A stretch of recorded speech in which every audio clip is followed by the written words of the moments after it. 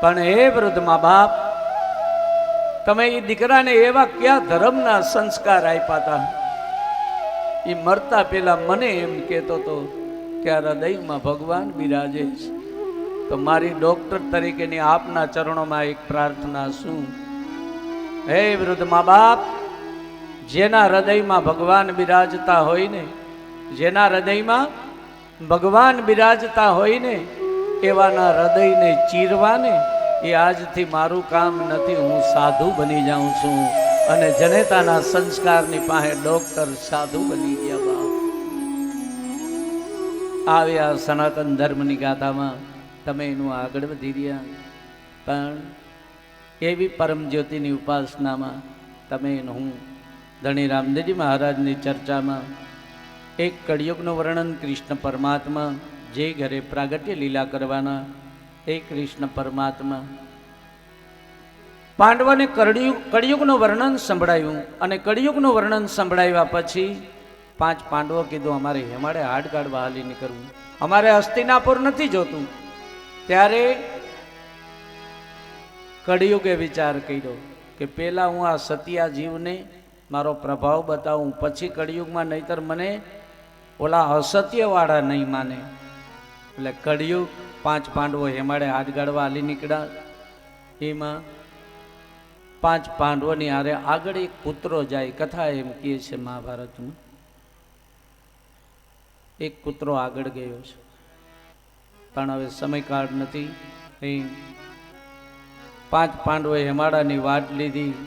હેમાડાની વાટે પાંડવો હાયલા. એ હેમાડાની વાટ લઈ લીધી. કળિયુગે નક્કી કર્યું મારો પ્રભાવ આ સત્યાજીવને બતાવું. અને કળિયુગે હેમાડાના માર્ગે માણસનો રૂપ ધારણ કરી અને તરબૂચના વાડા વાવ્યા. તરબૂચના વાડા વાવ્યા અને ભીમ અલોદરું શરીર પાછળ થાકી ગયા, પાછળ રહી ગયા હાલતા હાલતા. તરબૂચના વાડામાં દ્રષ્ટિ પડી, વિચાર આવ્યો કે જિંદગીભર 5 ભાઈઓને હારે હંપીને રહ્યા, પણ હારે કોઈ દી ખાઈ ન થઈ ગયા. કારણ કે ભીમનું અલોદરું શરીર જમવા બહુ જોતું કે છેલ્લે એક તરબૂચની ચીર હારે ખાઈ લી. આવા વિચારે તરબૂચ લીધું, પછેડીની ખોભાઈમાં બાંધી અને હિમાળા તરફ પ્રયાણ કર્યું. આગળ કળિયુગે માણસનો રૂપ ધારણ કરી ધર્મરાજ યુધિષ્ઠિરને રોક્યા. ધર્મરાજ યુધિષ્ઠિરને રોક્યા અને રોકીને કીધું, બાપ આપ કોણ છો? કે અમે ધર્મી 5 પાંડવો છો. અમે હેમાડે હાડ કાઢવા હાલી નીકળ્યા. કે તમે ધર્મી પાંડવો? તો કે હા અમે ધર્મી પાંડવો. અમે એક ધર્મને જીવંત રાખવા, અમે કોઈ દી કંઈ ખોટું નથી કર્યું. કે તો ભાઈ છેલ્લે છેલ્લે તમે ખોટું કર્યું. કે કેમ? આ પાછળ આવે કોણ? એ કે મારો ભાઈ ભીમ છે.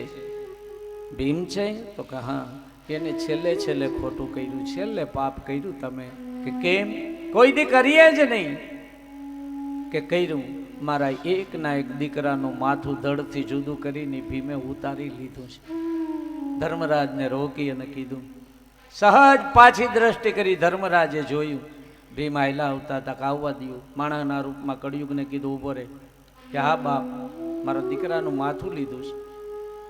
ભીમે તરબૂચ લીધું હતું, તમારી નજરે જોયેલું ખોટું પડે એનું નામ કળિયુગ.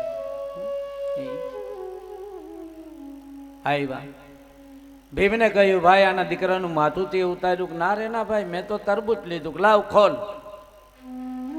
અને આમ કરીને આમ પછેડી ખોલી, તરબૂચને બદલે માણસનું માથું નીકળ્યું. તમારી નજરે જોયેલું ખોટું પડે એનું નામ કળિયુગ.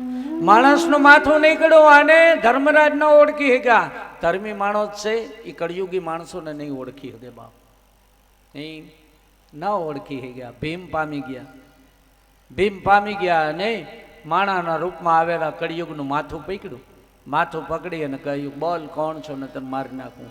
કળિયુગે મૂળ રૂપ ધારણ કર્યું અને કહ્યું, બાપ મારું નામ કળિયુગ.